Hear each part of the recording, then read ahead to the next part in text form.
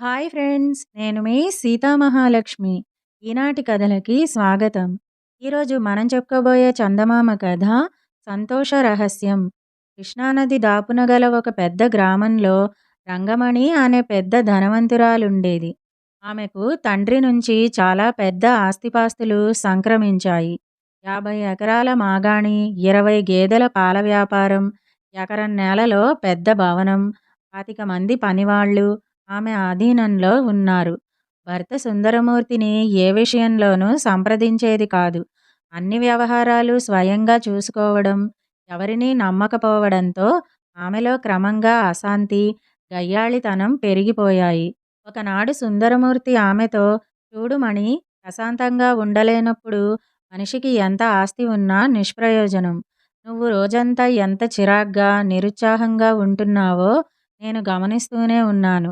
అన్ని వ్యవహారాలు అనుకున్నట్టు విజయవంతం కావడం సాధ్యం కాదు. అందువల్ల ప్రశాంతంగా బ్రతకడం నేర్చుకోవాలి.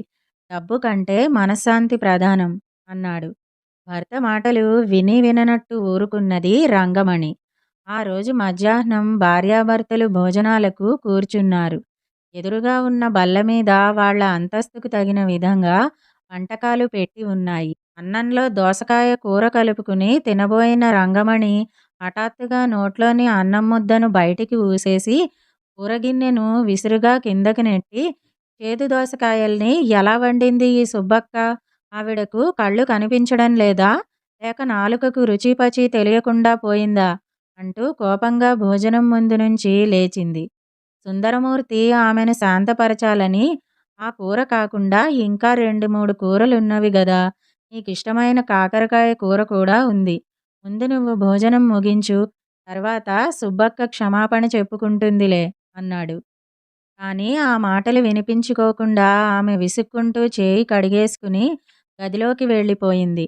కొద్దిసేపటి తర్వాత సుందరమూర్తి గదిలోకి వెళ్ళి, రంగమణి, నే చెప్పబోయేది కాస్త శ్రద్ధగా విను. ఇక్కడికి ఆమడ దూరంలో ఉన్న మామిళ్ళపల్లెలో సాంబ అనే ఒక వృద్ధుడున్నాడట. ఆయన వయసు 100 దాటిందని, అందరూ ఆయన్ని నూరేళ్ల సాంబశివ అని పిలుస్తారని విన్నాను. అశాంతి, అనారోగ్యం లాంటి మొండి లక్షణాలకు ఆయన తిరుగులేని పరిష్కారం చెబుతాడట. రేపే బయలుదేరి వెళ్ళి ఆయన్ని చూసి వద్దాం అన్నాడు. రంగమణి ఏ కళనున్నదో ఏమో అడ్డు చెప్పకుండా సరే అన్నట్టు తల ఊపింది. మర్నాడు భార్యాభర్తలిద్దరూ గుర్రబండిలో నూరేళ్ల సాంబశివ దర్శనానికి వెళ్లారు. ఆయన ఒక విశాలమైన గదిలో ప్రశాంతంగా కూర్చుని ఉన్నాడు. ఆయన ఉన్న గదిలో అడుగు పెడుతూనే రంగమణి ఆయనకు నమస్కరించి, నా పేరు రంగమణి. చాలా ఆస్తిపాస్తులు, ఇంటా బయట నౌకర్లు, చాకర్లు ఉన్నారు. వాళ్ళంతా నాకంటే ఆనందంగా, ప్రశాంతంగా జీవితం గడుపుతున్నారు. నాకు అలాంటి ప్రశాంతత కావాలి అన్నది. కళ్ళు మూసుకుని ఆమె చెప్పిందంతా శ్రద్ధగా విన్న వృద్ధుడు కళ్ళు తెరిచి చిరునవ్వుతో, మీ ఇంటి ఇరుగు పొరుగున గాని, లేక మీ ఊరిలో మరెక్కడైనా గాని అన్ని వేళలా సంతోషంతో ఆనందంగా ఉండే ఒక ఇల్లాలిని వెంటబెట్టుకురా. అప్పుడు నీకు ఎప్పుడూ ఆనందంగా జీవితం గడిపే రహస్యం చెబుతాను అన్నాడు. భార్యాభర్తలిద్దరూ నూరేళ్ల సాంబశివకు నమస్కరించి ఇంటికి తిరుగు ప్రయాణమయ్యారు. దారిలో ఒక చోట ఇద్దరు స్త్రీలు చేతుల్లో తట్టలు పట్టుకుని నవ్వుతూ మాట్లాడుకుంటూ వెళుతున్నారు. వాళ్ళను చూడగానే రంగమణి బండిని ఆపించి, మీ వృత్తి ఏమిటి? మీరు ఎప్పుడూ ఇంత సంతోషంగా ఉంటున్నారా? అని అడిగింది. అందుకు ఒక స్త్రీ, ఊహూ, అలాంటిదేం లేదు. ఈ రోజున మేం సంతకు తీసుకుపోయిన కూరగాయలు త్వరగా అమ్ముడుపోయాయి. వర్షం లాంటిది వస్తే ఇంట్లోంచి బయటికే రాలేం. అలాంటప్పుడు పస్తులుండవలసి వస్తుంది. ఇక సంతోషం అంటూ ఎక్కడా? అన్నది విచారంగా. ఈ జవాబు విని రంగమణి నిరుత్సాహం చెందింది. తర్వాత గుర్రబ్బండి ఒక గ్రామ వీధిలోంచి పోతుండగా కొందరు జనం మాతా గాయత్రి అంటూ పాడుతూ ఆనందంగా నాట్యం చేస్తున్నారు. రంగమణి బండిని ఆపించి, ఎవరా మాతా గాయత్రి అని అడిగింది. దానికి ఒక భక్తుడు, గాయత్రి మాత ఆ కనబడే మామిడి తోటలోని కుటీరంలో ఉంటుంది. ఆమె గొప్ప సన్యాసిని. ఎప్పుడూ ఆనందంగా నవ్వుతూ దేవుణ్ణి గురించిన భక్తి ప్రధానమైన కథలు చెబుతుంటుంది. అని చెప్పాడు. రంగమణి, సుందరమూర్తి గుర్రబండి దిగి సన్యాసిని దగ్గరకు వెళ్ళారు. రంగమణి ఆమెకు నమస్కరించి, మాతాజీ, మీరు నిత్య సంతోషిణి అని జనం చెప్పుకుంటున్నారు. మీరు సుఖదుఖాలకు అతీతులై ఉంటారు. అవునా? అని అడిగింది.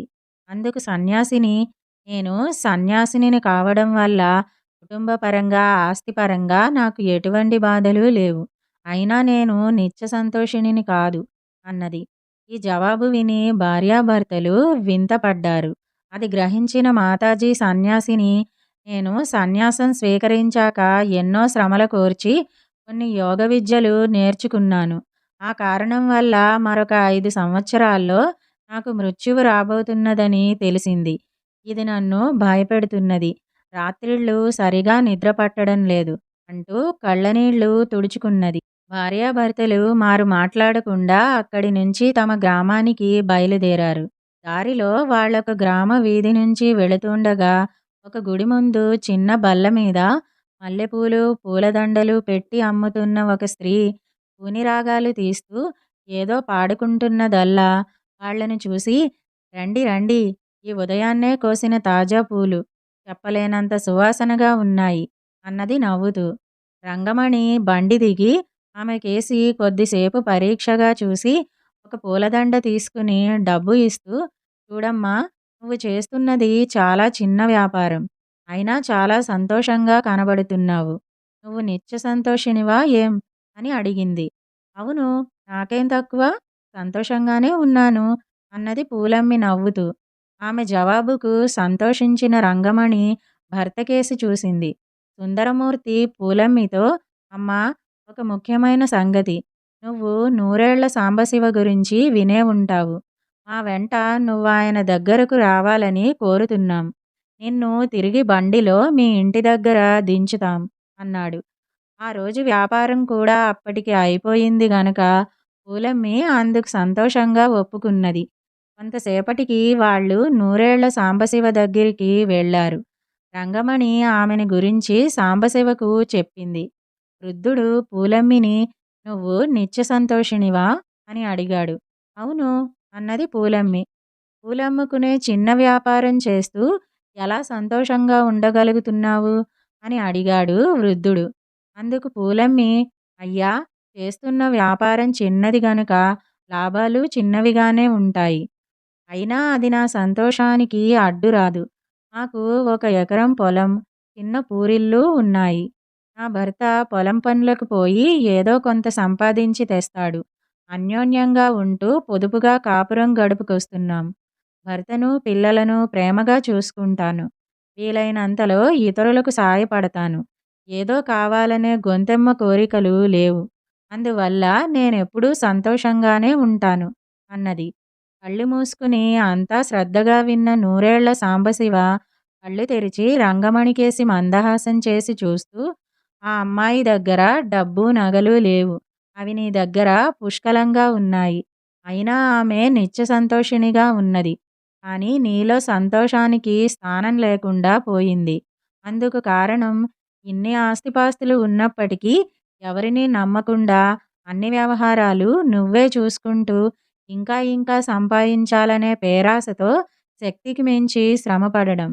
మనిషికి సంపదలు ముఖ్యమే, కానీ ఆ అన్ని సంపదల కన్నా మనసు చాలా ప్రధానం.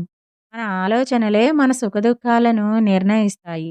మన నిత్య సంతోషానికి ఈ పూలమ్మి చెప్పిన కారణాలేమిటో బాగా గుర్తుంచుకోమన్నదే నా సలహా అన్నాడు.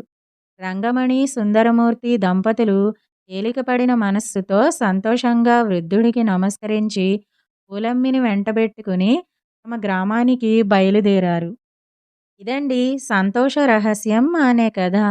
ఈ కథ గనుక మీకు నచ్చినట్టయితే లైక్, షేర్, కామెంట్ చేయండి. మరిన్ని మంచి కథల కోసం మా ఛానల్‌ను సబ్స్క్రైబ్ చేసుకోండి. మళ్ళీ మరొక మంచి కథతో కలుసుకుందాం.